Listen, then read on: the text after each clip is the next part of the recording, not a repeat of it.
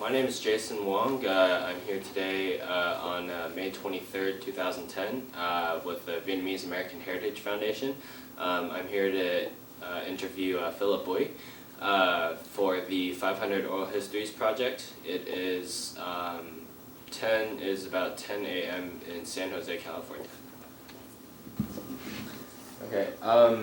So, could you please state your name, your birth date, and your birth city for the camera? My name is Phillip Phu Bui. In Vietnamese, it's Bui Văn Phu. I was born in 1955 in Tân Sơn Hòa, South Tân Sơn Hòa, Gia Định Province, in the suburb of Saigon. Okay. Great. So I guess we can start off. We'll go back a little bit.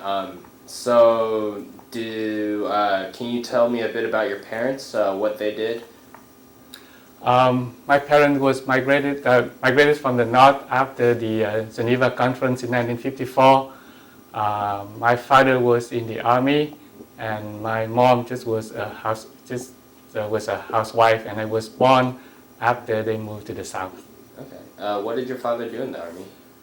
He was just a very low rank. I don't know what rank he was in 1954-55, but by the time I left Vietnam in 1975, he was a surgeon in the psychological welfare department. Okay. Did you have any brothers or sisters? Oh, I am the oldest son in the family, and I have 6 brothers and sisters, including 2 brothers and 4 sisters. Okay. So, what did you do when you were a kid? Did you go to school? Yes, I went to school from, kindergarten up to my second year in law school in Saigon. When I left, like other kids in the near the city, I was able to get the education all the way through 14 years. What about your brothers and sisters? My brother and sister went to the kind of same school, same elementary school as I went to, and the same middle school as I went to.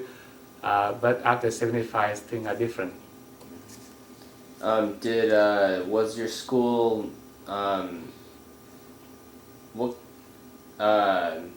was it a lot of other military kids, or was it just a general? No, it's just the general education school in the in the area.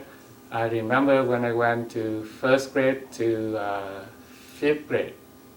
To the 5th grade. The school has 2 sessions, one in the morning, one in the afternoon. We went to school about 4 hours a day, from 7 to 11 or from 1 to 5. And the school was newly built, but the area was get flooded many times whenever the rainy seasons came. I remember even rainy seasons came and the school was flooded, we had to sit, like squatting on the chair. Okay. Did you ever did your parents ever ask you to help your brothers and sisters with anything? Yes, because I was the oldest son in the family, so when my mother gave birth to another younger sister and brother, usually have to go to the market to buy food for the family. That's what I do. As a boy, it's very strange, if a boy going to the market. Okay. Did you ever learn how to cook, or? No, actually, my mom did the cooking, for the whole family. We are not rich, we are kind of a poor family, so mostly we have a vegetable like rau muống, and most of the time vegetable, maybe meat once a week, or some fish. That's it. Okay, so it was pretty tough. Do you remember when the war first started? Were you still in school? The first thing about whatever the weapons or the popping sound of the guns, I heard that was when the coup d'etat to overthrow the President Diem government in 1963. I remember clearly that day. I can hear popping sound, in the area, and then my mom and dad told me that there was something going on in the city, and because my father was in the army, so he must be in his station somewhere in the city in the office. And then my mom, told me at night that pray for him, and we were so worried about because he's away from home, even not in the battlefield, but this is still away from home. And that's the first time I have experience about war or the political situation of the country. Yeah. How old were you at the time? 8 years old. Yeah. So as the next couple of years passed by, how was life? I don't see that either going good or bad, but I see a lot of rallies going on because we are living in the Catholic migration from the north. So after the coup d'etat in 1963, there was a lot of political turmoil in Vietnam, and then there was demonstration in the General Staff headquarters, which is not far from my house. And sometimes as a kid, I just follow my uncles and aunties going there for demonstration. And then because there's so many coup d'etats following the death of President Diem, and I saw some kind of slogan, writing on the wall or in the neighborhood, whether to support this candidate or not to support this candidate because he's going to make Vietnam to be a neutral country. That's what I remember. And many of us don't agree with it. So that's why we protest by having the slogan written on the side of the house. And did your dad was he able to come home every day, or did they send him somewhere else? No, because we were lucky that he was always work in the headquarters, so it within the city of Saigon. But there was time that he must be away from home at night. As a soldier, he cannot be home every night. Yeah. Okay. So when did you enter high school? First, what do you mean by 6, right? No, 7, 8, and 9. That's like a middle school. Yeah. After I finished elementary school, I was really a good student. Top in maybe the top 5 or even the top 3. And then I took the exam for public school in Vietnam, like Chu Văn An or Refugee, but I was not able, even I was good in 5th grade, but I was not able to get the highest score to get into the public school. So I went to the Catholic cấp 2 school. The Thánh Tâm High School is in the neighborhood too. So that's when I moved up there to high school from 7, 8, and 9 grade. Yeah. Okay. And I was still a good student there. At the end of the year, usually I'm in the top 5. And then I moved to high school, which is Nguyễn Bá Tòng Catholic High School in Saigon.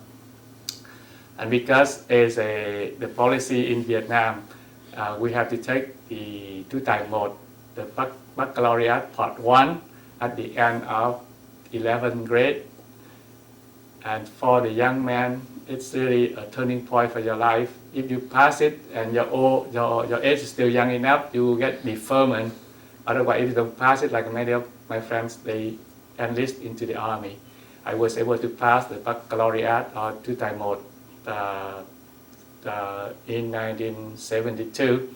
I continued at the same school, in Ba Tòng High, for the 12th grade, and I was also to pass the baccalaureate part 2 to Thai High, and then I went on to university.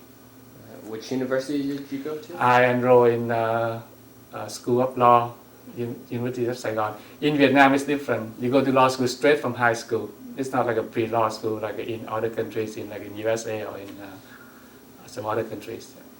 What made you decide that you wanted to do law? My dream was to be a diplomat then. So if I can get some, because in law school you learn economics, you learn foreign relations, you learn private law or criminal law. Yeah. So that's kind of preparation if I want to be a diplomat. So after I passed the first year of law school, I took the exam for the National Administration School in Vietnam. That's a school trained to be an office source for the South Vietnam government, but I was not able to pass that exam. So I continued with my second year at law school. Okay. Did you have a lot of friends in high school and in college? Actually, my close friends still, the one came from high school in grade 10, 11, and 12. And we're still in contact. Some of them still in Vietnam, some of them are here. But these are the friends, we are like a friends forever. Okay. Okay. So when you were in law school, what was sort of the political climate? Oh, I was kind of active with the student body. I know that to be more involved with the political change in Vietnam, we must be part of it. So when I was the first year at law school, I just tried to keep an eye on things and then learn. But beginning on the second year, we tried to run for the student body. And I talked to some people because they are the dominant party, which is belong to the current president of Vietnam then, President Nguyễn Văn Thiệu, Đảng Dân Chủ, the Democratic Party. And I did not support President Thiệu by then. So I looked for another kind of political party. And there was Đảng Quốc Tiến, the National Progressive, something like that, which is supported by former Vice President Nguyễn Cao Kỳ. And one of the senators I know is Mr. Trương Vĩnh Lễ. And one day I saw the announcement or the advertisement of that party on a newspaper. So I tried to contact them and say, I really want to be active with the political activities within the student body at law school. And I really want to run for something. I'm good in writing. I really want that.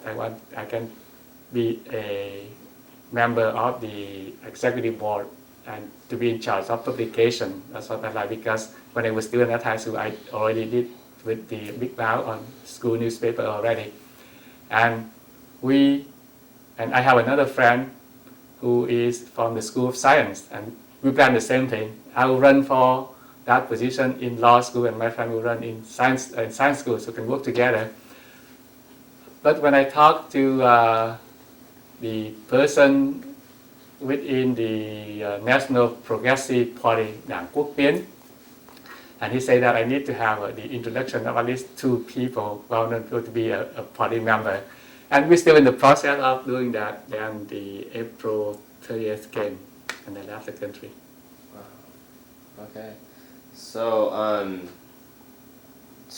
when that day when that day happened, the day before, what were you doing? Really, we follow the situation very closely. In my area, I already follow Father Trần Hữu Thanh, who is the anti-corruption movement and very strong. I follow him and support him. We really want, the country to change because President Thiệu, he wants to be like a forever president. He had 2 terms, and he tried to amend the constitution that allowed him to run for the 3rd term for 5 years and maybe keep running. And I really detest that. I really don't like it. That's why I'm on the other side. So we really following, and we met with one of my group of 5 good friends, I can say, close friends still, to see what's going on and what we need to do. But with this, 19 years old, we don't know much about politics up there. We just see as what we can do at our level. And then when I remember former Vice President Nguyễn Cao Kỳ, he came to our area. He talked about it, say, well, don't ever leave the country. You cannot survive when you go to USA because we cannot get used to eating cheese. And here we have a tea to drink and eat, rau mùng tơi, rau muống instead of ham and cheese in America. So we listened to him, and then on April 28th, President Minh he got the power from Vice President Trần Văn Hương. And then we watched the TV that day, 5 of us. And then a minute he finished the speech, the bombing coming. We can hear it because I live very near the airport, the Sydney airport. And then the smoke coming out and we don't know what's going on. That night I don't stay from my home, I stay with my cousin nearby. Okay. And then in the morning it's really chaotic. That's April the 29th. We don't know what to go or what to do. But my experience about war that when the Tet Offensive took place in 1968, and my family already say that even we don't know where to go, we are right near the Saigon. My mom said that get ready, get a bag, put a few clothes in there, maybe you're going to the city. So that gave me some kind of idea. So I stayed with my cousin, and the morning of April 29, I say maybe we will get the rocketing from the other side going to the city, to the airport very soon, because during the year like 68 or 69, there are a lot of rocketing by the Viet Cong going to the city, and many of them, just explode near our house. You can saw people die already. So we are afraid that it might happen the same thing. So I just followed my friend into the city, and there was curfew, but no one respected. We just and there's no control. I would say the city was in chaos. And then we just run around, and I follow one of my cousins, and we ran into the river bank. I say, maybe go to Cần Thơ or to the south, further south, like Vùng Bốn, and to avoid the fighting. And then in the afternoon of April 29, I was around in the riverbank in Saigon, and I saw there's so many boats around, and people trying to jump into the boat. It's very difficult. I don't have money, and we never planned to go. And I saw a big ship right in front of me. No one climbed up. It's really empty compared to some other ship. Really, were crowded. And then I saw the lady saying that, "Do you want to go?" I asked, "Where are we going, sister?" I say, "Well, we're going to the Cần Thơ, to the further south to avoid the fighting." I just follow her. I say, "I have 2 kids. Can you help me to carry a kid, one of the boy?" And I help to get on that boat. Actually, there's not very many people in there. And when I was up there, I learned that the big ship is brand new built, no engine yet. That's why no one get into that ship. And then about 5 o'clock, it was took out. The owner took out and say, "We are going south. Or if we have to leave the country, and then we go somewhere else." That's why I got to the boat, and then I left Vietnam. And of course, the next day, early in the morning, the surrender came from the South Vietnamese government. And then we were took out by a tugboat owned by the South Koreans. And then in the morning, they decided that we go to Singapore. Yeah, after the surrender. So when you were in high school, were you still going back home every day? Oh yes, I get a little motorcycle. Yeah, we go in the morning, come back in like at 12 o'clock, and sometimes we have extra because we always have to prepare for the exams. The national exam, the Tu Tai Hai, the baccalaureate part 2, and then sometimes we have the afternoon sessions. Or I sign up for some other the tutorial center or something like that to learn more about Toán, mathematics, Lý, physics, and chemistry in order to get high score on the test. Yeah. So during this period when the fighting was going on, did you ever ask like how your brothers and sisters felt about it? No, if I only talk to my dad. My next sibling is a sister. Yeah, so she's about 2 grades behind me. No, we're not talking about that with my brother and sister, but with my friends and with my dad. Yeah, we talk about it. And of course, as a young man, then many of my friends got killed in the war already. The neighbors, we saw them, come back in the coffin, dripping with the Republic of Vietnam flag, and we really worry about it, but we cannot do much. That's what I can say. Yeah, we saw my friend, schoolmate, classmate get killed, went to the war as a soldier, never come back. Did any of your brothers and sisters ever consider joining the war effort? I'm the oldest. I got deferment like since grade 11 every year until I left Vietnam.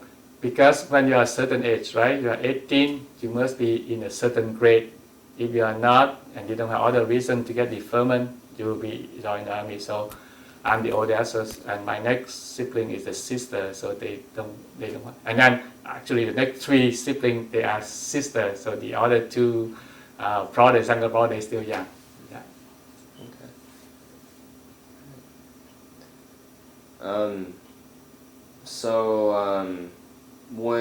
When you left Vietnam, when you were with your friends, did you know where your family was, like what they were doing, or?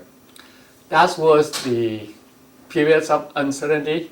I just left Vietnam and cannot communicate with my families or anyone for many months. Okay. After I was resettled in Berkeley, California here, and I went to Berkeley Other School, I got help from some foreign students. I learned English there. I met someone from Hong Kong, someone from France, someone from Japan, and they really care about us as a new refugee to come to this country. Many of them, they are foreign students come here to study. We are refugees, but because I have to learn English, so I was enrolled in the same class with them, and they really get me to help. They say, just write a letter, and I will send back to Japan or Hong Kong or France, and we'll forward that to your family. There was no direct communication or anything between USA and Vietnam after April 30th, 1975. So after a few months, I was able to connect with my parents. Okay. Now the thing is, when I remember writing the first letter, we dare not to say that we are in America, because we don't want our family to get into trouble because we have some people in America. So I remember one of the letter I say in a hidden way that hopefully my family will understand.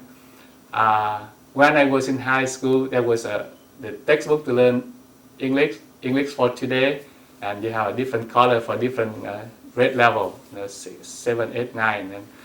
And I remember reading the story about the Golden Gate Bridge right here. So I just kind of write it to my family that I'm near that, that bridge from the English textbook we learned before. Hopefully they get a hint that they know where we are. We don't say anything about America. And then here I can bring the letter here. The first letter I got from home, that's from my sister here. Yeah. This letter was dated, this is from my father first. It was dated January 10, 1976. That's the first letter I got it from my father. After I resettled here in August 1975, I believe maybe in September I began to write letter home, and with the help from my classmate at Berkeley Other School. So this here, my father just say that they are very happy to get the news that I'm still alive. Okay, with the other cousins, yeah. And then they talking about my brother and sister who will be still in school and who quit school to help my mom to sell things in the market to support the family. Of course, my father now, he was in the army. He cannot function that anymore. He stay home and help my mom. And my next sister, she got married right away. She got married on, I believe, like in June of 1975. And that's the unplanned marriage. Later on, I asked them why. They say that they were afraid that she had to marry a soldier from the north. So her husband was the one I know. He is a nephew of a person right across from our house. So at least I've seen him before. It's not yeah. And then my uncle, they don't say, my father didn't write exactly that he was sent to re-education camp. But what he wrote here is, Uncle Phương is enter the University of Nông Lâm Suk. That means study about plants forest and animals. That means that he's going to, I mean, he's 50, 60 years old already. So that he us the understanding that he was sent to the re-education camp. Yeah. So that is the first letter I got from home. It was dated Saigon, January 10, 1976. The first letter from home after, I would say, 8 or 9 months.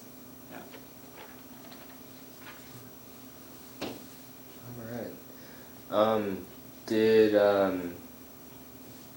Did your father? I mean, did he have to hide, or did from the north once they came in? This is a story I learned from my dad later on when I met him back in 1975 or in 72 when he came here. He worked in the headquarters of the Psychological Welfare Department right next to the U.S. Embassy in Saigon, in downtown Saigon. If the new government of Vietnam, the Communist Vietnam, found out his working place, I believe, like many others, he was sent to the education camp for a long time. That happened to many other people I know. But since, when he presented himself according to the order from the new government, he didn't say that he worked for that department. He worked from some other department, like a quân cụ. That means like military. Quân cụ, that means military what? It's not the psychological warfare. So he was asked to participate in the in-place re-education program for like a week, and he was sent home. Yeah, so that was a lucky one. Yeah. What sort of things did the psychological welfare department? He just worked for like the newspaper, the Tiền Tuyến. I remember because every day he bring that newspaper home, and actually he's not a writer. I don't know what he's doing, but I know some of his boss was a well-known writer in South Vietnam. Yeah, like Đặng Trần Huân is one of the he's a close friend of my father. I'm not sure whether he was a boss or not. Yeah. Did your father ever talk about any of his experiences while he was at the camp? Did any of his friends were they able to make it out? Or? No, he said it's very brief. You just a few hours a day for they explaining a new policy of the new government. Yeah. I remember one time when he was still working in the psychological welfare department. He took me one night. The night he had to be on call at the headquarters. He took me up there so I can stay with him to see what's going on. Yeah, we have it's more like a table than the couch. Just put up there and put up the mosquito net, and we just sleep there. Yeah, because that day he was on call. He must be at the station. Yeah, he cannot be home at night. Okay. So okay. So you went to the Philippines, correct? My boat, because the ship doesn't have an engine, so somehow this story I don't know. I just heard from the owner or some people on the boat. It was towed to Singapore. The owner of the boat planned to shell that big ship. It's about 50 feet long and maybe 15 feet wide. Yeah, brand new. I heard that he built that ship for import and exporting rice from Vietnam. So it was stuck to Singapore, and he tried to sell it. And because when he get to Singapore, the ship doesn't have an engine, and the Singaporean government doesn't want to accept any refugees. So they make the arrangement. So we have about 300 people on that ship. We were transferred to different ship, and we went to Philippines. Yeah. I was transferred to the Đông Hải 2000. The word 2000 means 2,000. There were 2,000 people on that ship. Yeah. So I was transferred to there, and then we were given more rice and water, and then they showed us how to get to Subic Bay in Philippines. Yeah. Do you ever remember what happened to the other friends that you were with in college?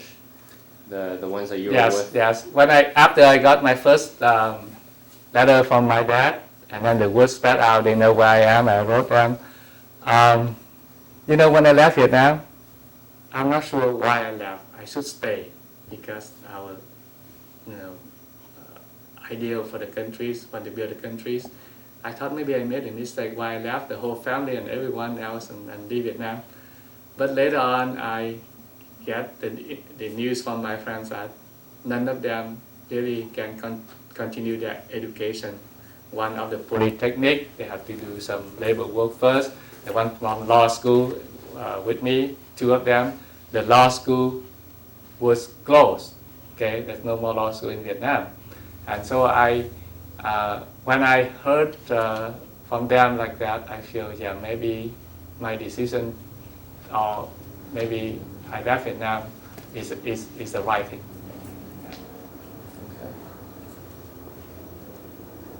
Okay. So when did you? And then some of them escaped by boat later. At least two of them escaped by boat with the family. One came to USA and one went to Australia. The one we talking about running for student body. And then another close friend, he just came here to reunite with his brother and sister like a few years ago. Yeah. So what date did you come over here to the U.S. and? I remember exactly. After spending some weeks in the camps in Subic Bay, that's the longest. I was moved to Guam and then to Camp Pendleton in Southern California here. August 6, 1975, that's the day I was set foot in Berkeley to come to the house to begin my new life. When you landed in Camp Pendleton, were you with other Vietnamese refugees? Yeah, I was with my cousin, and of course that's the camp, one of the camp to receive the refugees from Vietnam then. Camp Pendleton, in Arkansas there's a camp, in Pennsylvania there's a camp, and in Florida there's also a camp. When I spent, I believe, like a 6 or 7 weeks in Subic Bay, right? And then I was transferred to Guam. When you come to Guam, I heard from people that if you sign up to California, because of the good weather, you have to wait for a long, long time. That's what I heard. And because my cousin family, the one I joined with them, have a little kid. He's, I believe, maybe 1 or 2 years old. And he's not healthy, he's sick. And from Subic to Guam is sunny, in the middle of nowhere.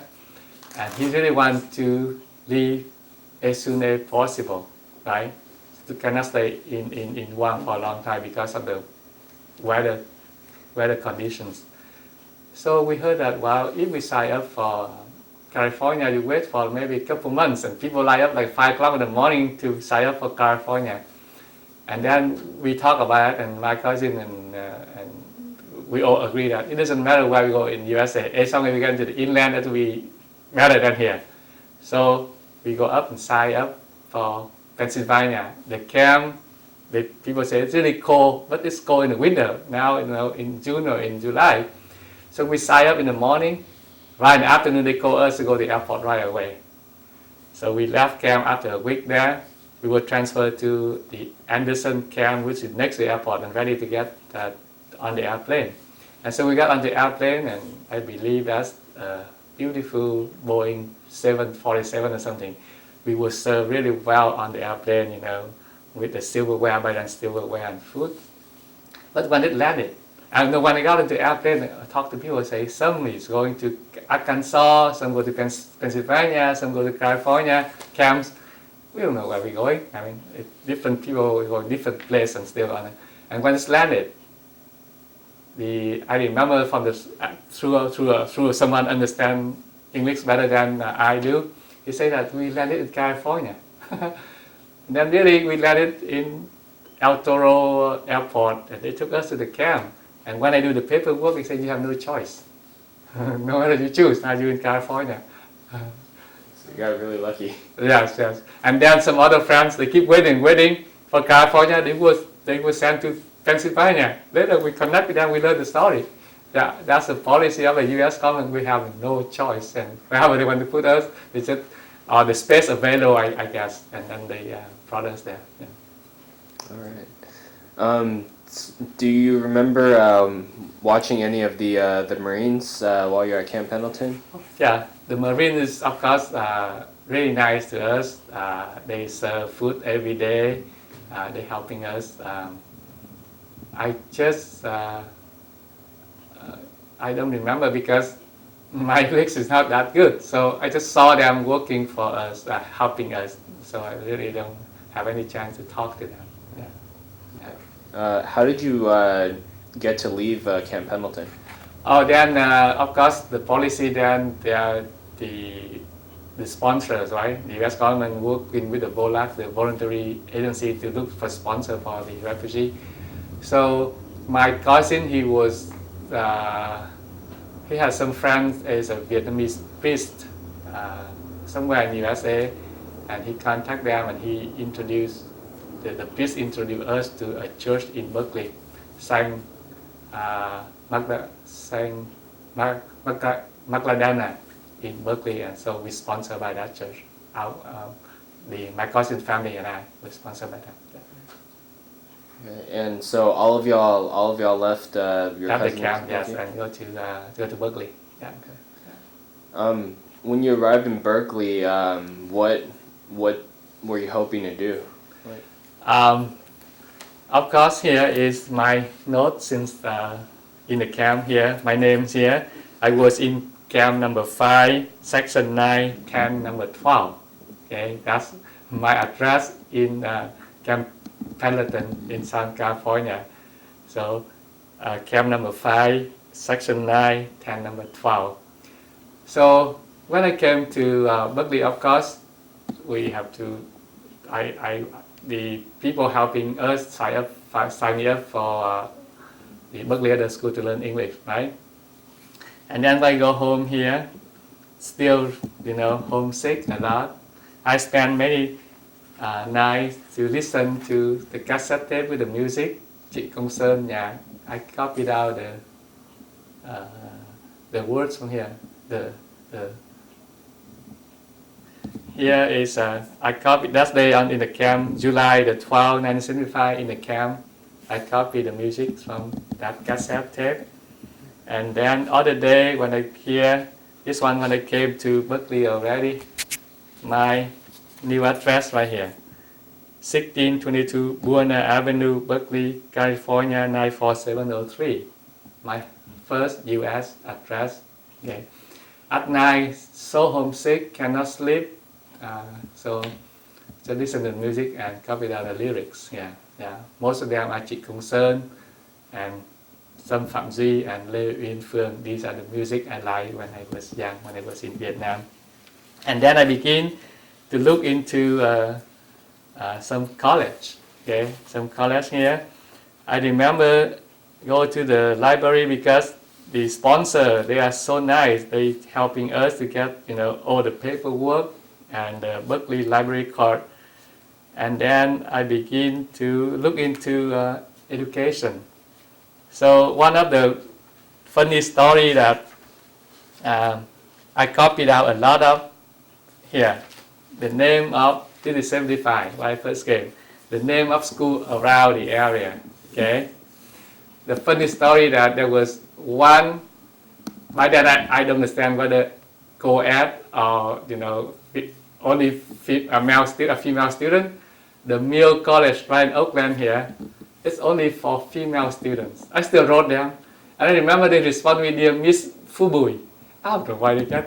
Maybe at first I thought that my name is Phu Bui. You're a new Vietnamese name. How do I know whether I'm a male or female? So they really respond to me. Later on, I learned that that's only for a female college. But I wrote many of them. I asked them for the catalog and application. That's all. Okay. So after a few months going to Berkeley Other School, I enrolled in College of Alameda. It is not far from Berkeley. and I was there for 2 years before I transferred to UC Berkeley. I came back in 1988 to be the instructor at College of Alameda, and I'm still working part-time there as a math instructor. What did you study at Alameda? And in general, I study more ESL, English as Second Language, and I took class in math, of course. I start over again with algebra, and then after I finished the calculus class, I took some chemistry class, one psychology class, and 2 econ class, because at law school in Vietnam I learned some econ, so I have a basics with that. So were you able to make any new friends while you were at Alameda? Actually, not much. I still remember a few friends now, but there are not many Vietnamese there. But some other friends at the Berkeley other school, like a Japanese and a Swiss friend, I still remember them. They're helping me, and we are in contact for a long time. Yeah. So you went to Berkeley, and I transferred to Berkeley as a junior, and in biophysics. Yeah. When did you graduate from Berkeley? I graduated in 1983. It took me a long time to finish my study at Berkeley. I transferred there in 1977 as a junior. That means I have 2 more years to finish, but it took me like 6 years. There's many reasons, but the most important one is that my family in Vietnam. I need to work part-time to support them. Like many Vietnamese, they send a package of fabric, medicine back there. And then some of my brothers and sisters try to escape from Vietnam, so they need money. So I went to school like a part-time instead of full-time. So it took me that long to graduate. By then, Berkeley still is a quality system, so I finished everything in March 1983. And then we have a graduation party in June 1983. What kind of jobs did you do to try to support your family? Oh, at first I worked as janitor, clean up bathrooms around the school, and then I worked as tutor, and I worked in the library. These are the work I do when I was a student. How much money were you able to save to send back to? I would say $500-600 a year. In the summer, I work a little bit more. Remembering, going down to San Jose here to the shop near the East Santa Clara and 4th Street, there was a shop there. The person do all the materials we need to buy to send back to Vietnam. I say about 800 or 1,000 a year. Remember going to school then only cost, everything, room and board, cost about $3,000. So your family, they're really depending on you to. That's right, for my help. Yeah. There are things in the house later on. There was a rough time, and then my family had to sell furniture out. Yeah, that's what my mom and dad told me later on. Yeah. Okay. All right. So after you graduated from Berkeley, what was your degree, and what were you looking to go into? I got a degree in a bachelor degree in biophysics. I want to work in a lab. Yeah, I like to work in a lab, and as a student in biophysics, we did a lot of experiment with radiation already. But I was active with student activities at Cal, and so when I finished my education, I think maybe I want to go overseas. Yeah, so I work. I never worked in a lab. Like I said, that I work as a janitor, as a tutor, and in the library to get some extra money, but never working in a lab. But when I took classes in biophysics, there's a lot of lab work I work with. Yeah. So you got involved with maybe some of the other students at Berkeley? Yeah, at the College of Alameda, my first school in USA, I didn't have many friends. But when we transferred to Berkeley, we met some Vietnamese, and because it's a well-known school, very tough, and so we need to find friends so we can help each other. So when in 1977, when I was transferred there, the first few quarters or even the first year, I can say I meet a few Vietnamese students, but there was a need for us to get together. That's why in the fall of 1978, we get out to Sprout Plaza and we see someone, if they look like Vietnamese, we ask, is it meet her? Meet, that's the name for Vietnamese. And if someone say yes, and then we just get together. And then we begin to learn more about who's in the College of Engineering, who's in the College of Biological Science, who's in business school or something like that. And then we form different groups. Okay? So to get contact with the Vietnamese student in that group. And after about a year, we decided to form the Vietnamese Student Association at UC Berkeley. And the first general meeting was on, I still remember very well, that is January 20th, 1979. We get into the lounge of one of the dorms. About 50 of us show up, and then we vote for bylaws, and we vote for the executive board. I was elected as the one in charge of publication and cultural activities, văn nghệ và báo chí. That is my role when I was elected the first board of the Vietnamese Student Association at UC Berkeley. These are some of my, I sent through an email some of the publications I was in charge already and some of the activities. I have here is some other program, like here is one of the poem recital by one of the well-known poets, Nguyễn Chí Thiện.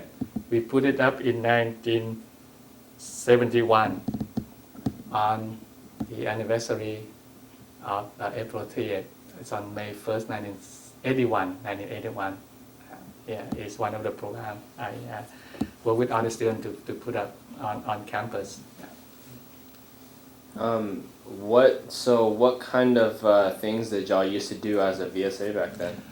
We have picnics, we have sport to play with, and then sport, people like to play tennis, volleyball is very popular, and soccer too. We have a VSA team. We are not strong, but we have the match with some other high school in the area and some other school like Cal State San Jose, Cal State San Francisco. And then later on, I believe in 1982, we begin have a Đại hội Đoàn kết. That means is the tournament and the cultural performance put together by, I believe, by 14 different universities and colleges in the area, from Foothill College to San Francisco State University, UC Davis, UC Berkeley, Pacific University in Stockton. We have about 14 together. That's the first Đại hội Đoàn kết number 1, I believe, in 1982. And then 1983, that's the second one, and when I left. Yeah. It's a big gathering of the Vietnamese American students in the area. Yeah.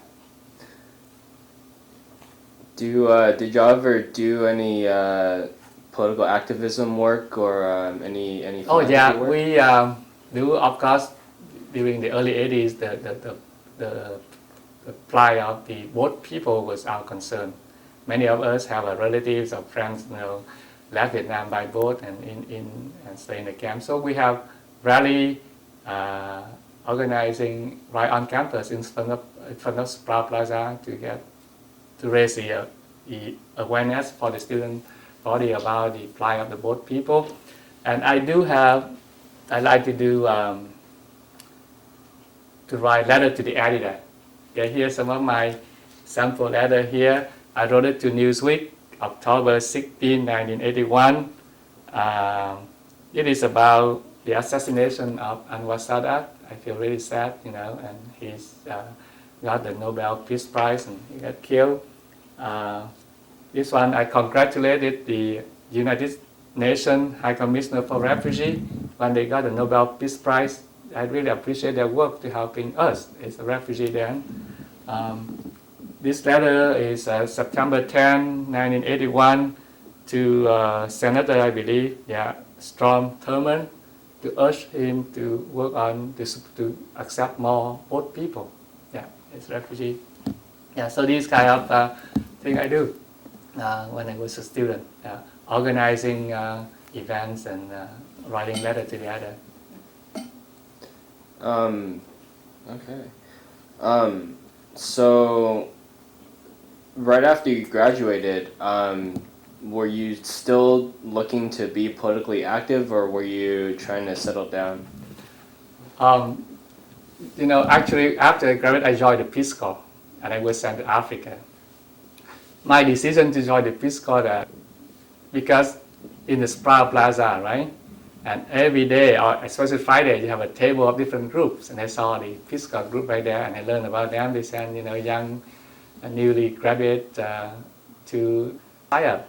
I signed up, and when I became the American citizen, and I was able to join them, they sent me to Africa. I want to do it because so many things I got from USA is the helping hand of the American people. I want to pay them back in the way that I joined the Peace Corps, going out and help other people. So when I sign up and they look at my resume, I say, well, maybe you know French. I say, no, my generation, I didn't learn French. I learned English. Anyhow, they still send me to the French-speaking country. And because I'm good in math and physics, so I was sent there to teach high school physics and chemistry. Maybe some of the photo I have here will you see that I was in Africa for 2 years teaching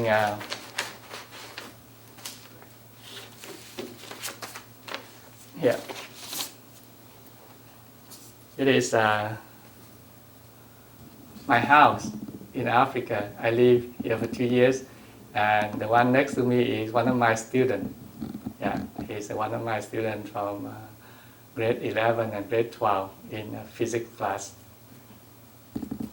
Here, one of the trips in Africa, I was during the vacation, like Easter vacation and Christmas.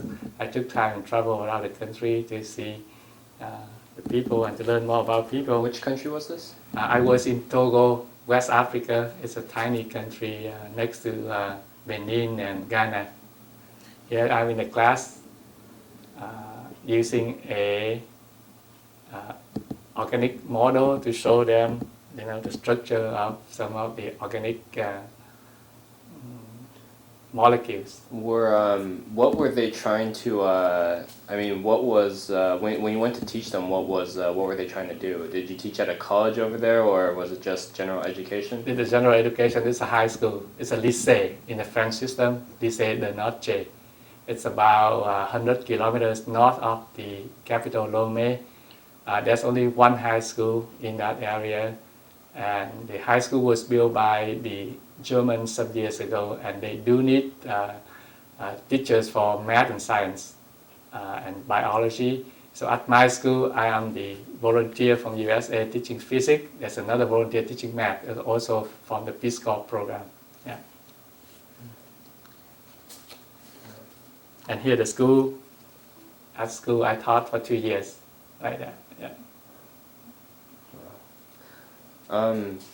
Did you ever keep in touch with any of those students? No, some of them I got in touch for a few years after I left, and then I lost contact with them. I lost contact with them. It is my house. Okay. And so once you finished your commitment to the Peace Corps, what did you do? When in 1985, early years, because I will finish the Peace Corps assignment in June, right? So I tried to look for something in the future. I said maybe I want to do broadcasting. That's what I like. So I sent my resume to the BBC because I really like the BBC. And by the time I left in September, I was interviewed by them. But also, I turned my application for working with the refugees for UNHCR in refugee camp. That's when I left Berkeley. I really, have a passion to work with them. Then, when I asked in 1983 or 82, they asked me that they only need doctors and nurses because for the health program in the camp, that's more kind of the urgent needs, not much for education or anything. So I was not able to go there. So by the time I finished the Peace Corps, and many of my friends say that, yeah, you have a good chance to, because now you work overseas already, and then you're kind of really easy to adapt to the new environment. So that is really a plus for people to work overseas in the very tough conditions. So I applied for BC and then also for the refugee program with the UNHCR.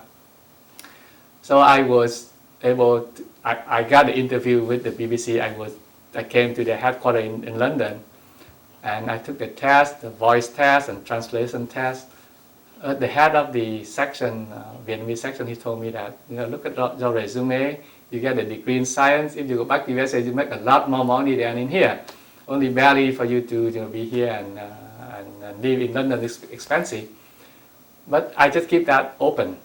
So when I came back to USA after the more than 2 years away with the Peace Corps assignment, I got a letter from someone hiring people from UNHCR or from the US refugee program in USA. They say, we need to interview you.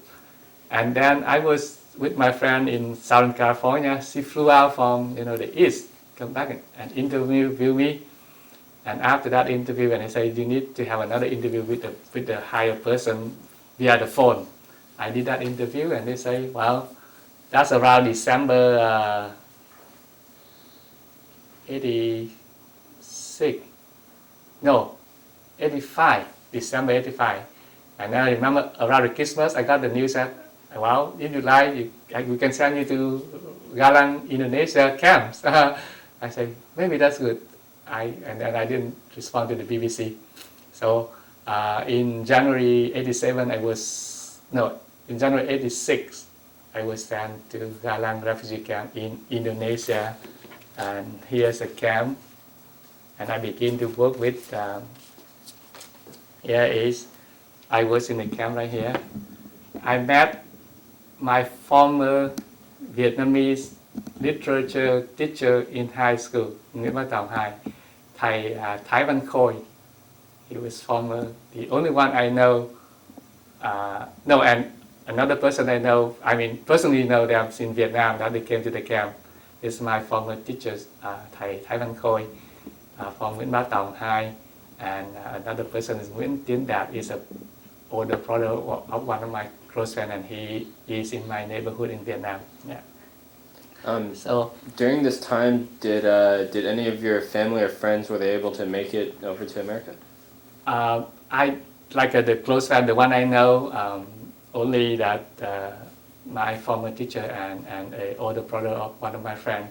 And of course, I still hear about people trying to leave Vietnam. So every now and then, I put the announcement on the loudspeaker to see whether one of my brothers and sisters arrive in the camp, so they know that I'm working here. But none. We are not that lucky. Yeah.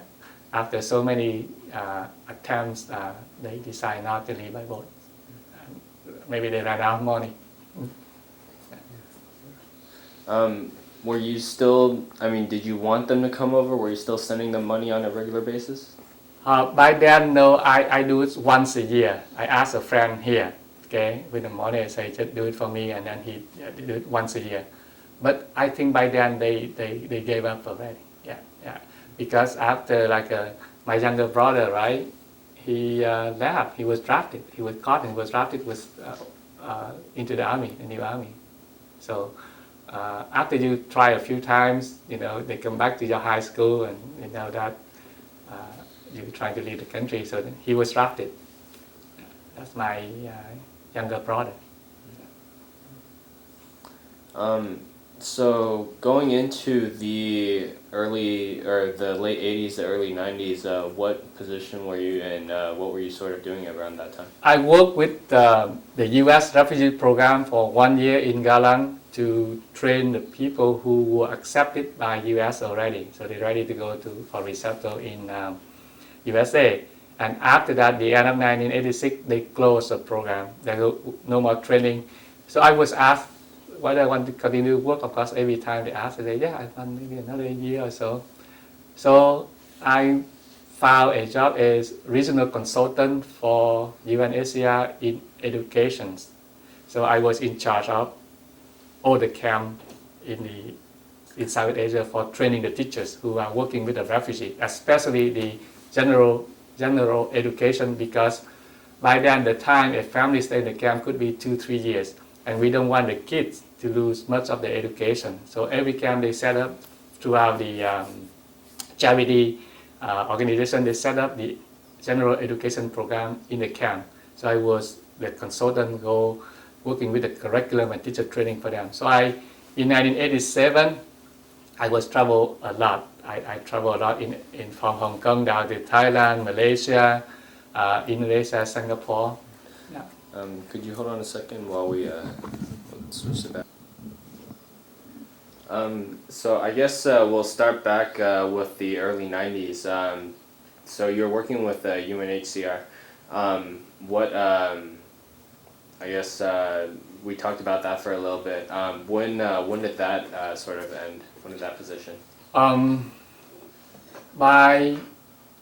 Of course, if I decided to stay longer working with international development agencies, I can.